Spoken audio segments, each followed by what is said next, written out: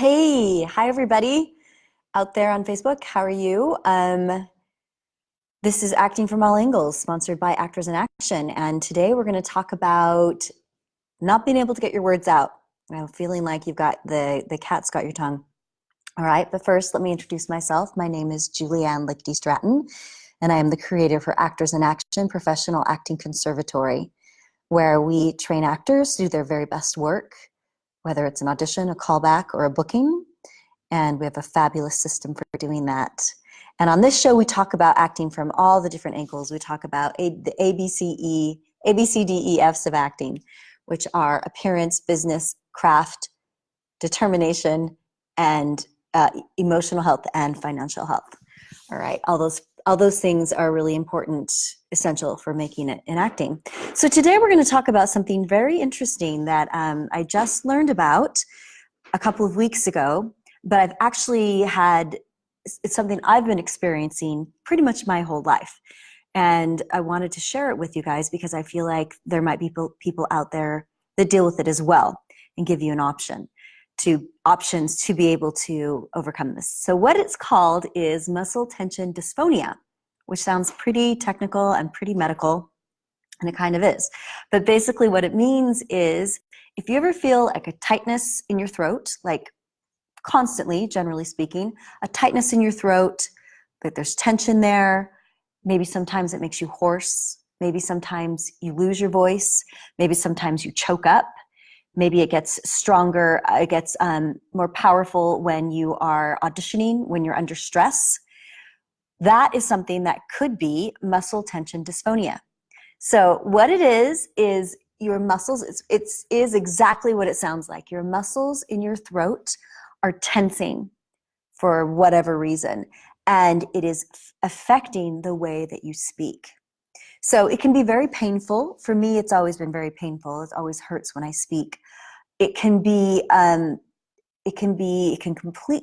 completely cut your voice off. I've heard of people that have completely lost their voices and no longer have the ability to speak because of this situation. It can just make it difficult to talk. It can make you hoarse. It can make it hard to sing. It can make you not want to talk. It can make you not want to go to class, make you not want to act. So basically what happens is this can happen. It can just be onset later in life. It can be something that you learn to do as a child, but you're holding tension in your throat. And the throat is where the voice box is contained. And the voice is hugely important for acting, clearly, for life, but really for acting. And the voice is not just the apparatus of the voice box and the sounds you make. But if you think of voice, think of like the author's voice. You've heard that with authors. They have such a distinct voice. Voice really means how you are letting out into the world what is going on with you. That is your voice. So like your emotional, philosophical voice. And we all have a voice, and our voices are connected to our voice, our physical voice. There are certainly ways to get your voice out without using your voice. You can paint, you can draw, you can write, you can play an instrument. That is getting your psychological, emotional voice out as well. But if you're an actor or a singer, you're going to have to actually use your vocal apparatus for getting your voice out. Okay? And for those of you who've done some acting, certainly those of you who have taken my class, you know how important voice, your physical voice, is to acting. When I have people play verbs in my class, which we do a lot, which are behaviors, I'm always saying, put it in your voice. So example is playing a verb like to lead. If I lead you, I'll say to be or not to be, that is a question, I'll lead you, okay? So to be or not to be, that is the question. So I'm leading you along. Now I want to make sure I put that in my voice. I'm not just saying to be or not to be, that is the question, but I want it to affect my voice. I want to affect you by use of my voice. So to be or not to be, that is the question. Do you hear the difference? So if our voices, our voice boxes, and our throats are tight, we're not going to be able to use our voices fully. We might stutter, we might not be as quick with our impulses. There's lots and lots of things that can happen. So If you feel like your throat is really tight a lot and it's hard to speak, or it hurts to speak, or you feel hoarseness, or you lose your voice after a while of speaking, you may very likely have muscle dysphonia. Now, it is something that you need to get checked out by your doctor. I certainly can't diagnose it for you.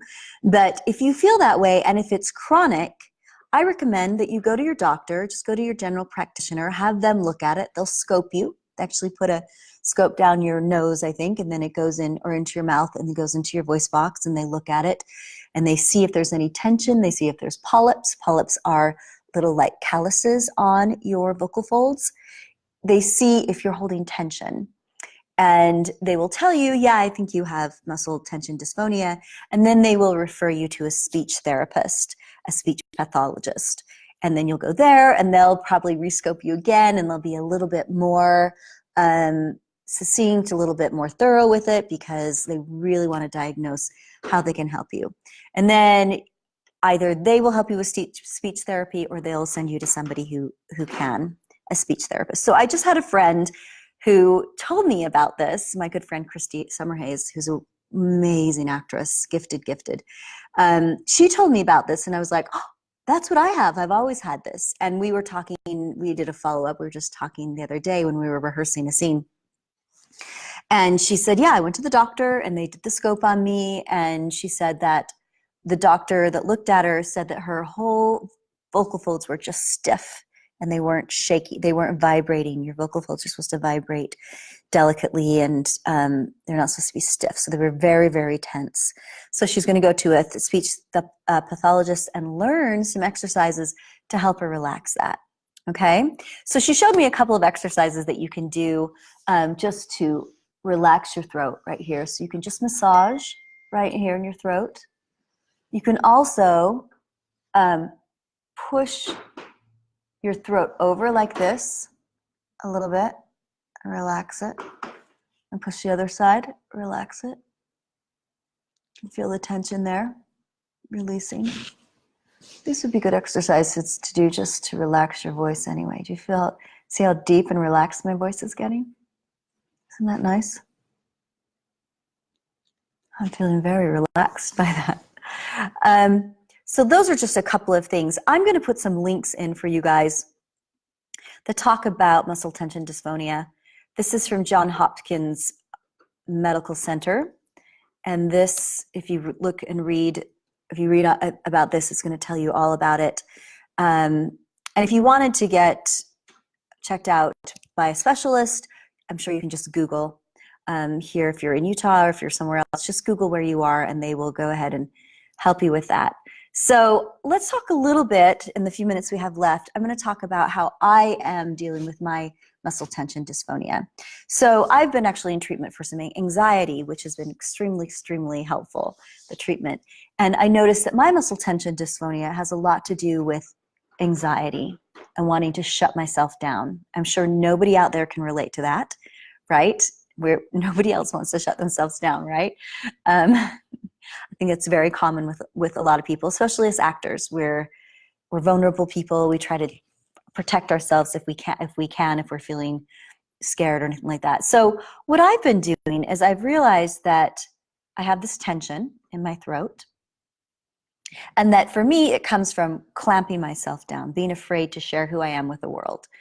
And so what I've been doing is I've just been imagining right here in my throat that my energy is just, instead of being clamped down, is coming out, just spreading out through my throat and opening up energetically, reaching out. And when I do that, I can feel my throat open. Now, I can't do that very well when I speak yet. I've been working on this for a couple of weeks. But when I'm just quiet and I let my energy out and refuse to clamp, it opens right up. And I practice doing that with my speech as well. So that's something you might want to try too. There's lots of different reasons for muscle tension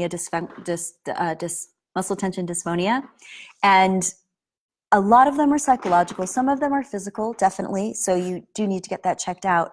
But if you feel like you have tension in your throat and it affects you, I recommend that you sit down and just sort of feel, what is it? Why? Ask your body, why do I have tension there? Why does my throat hurt? And then see if you can figure out how to let go. And then also go see a doctor about it if you have this, because it can get very serious. I'm going to leave you with one last thing from YouTube. This is a young woman who has muscle tension dysphonia.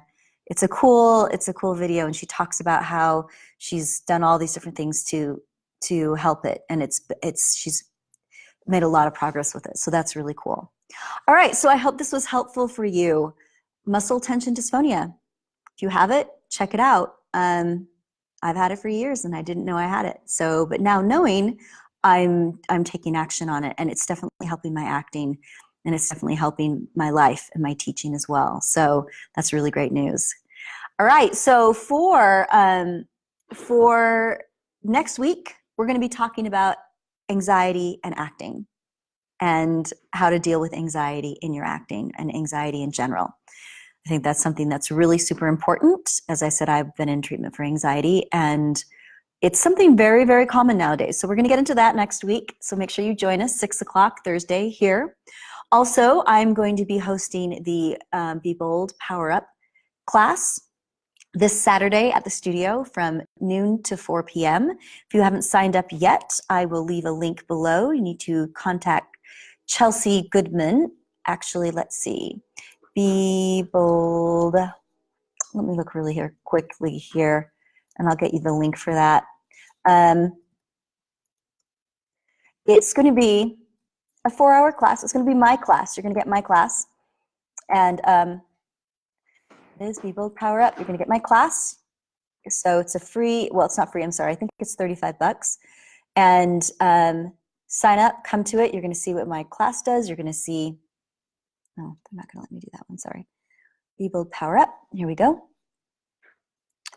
And there we go. So if you want to come check it out, we'd love to have you. Just go ahead and get in contact with Chelsea Goodwin there. All right. Okay, thank you for watching. This is Acting from All Angles. Julianne Lichty Stratton signing out. Have a wonderful evening. We will talk to you next week. Bye-bye.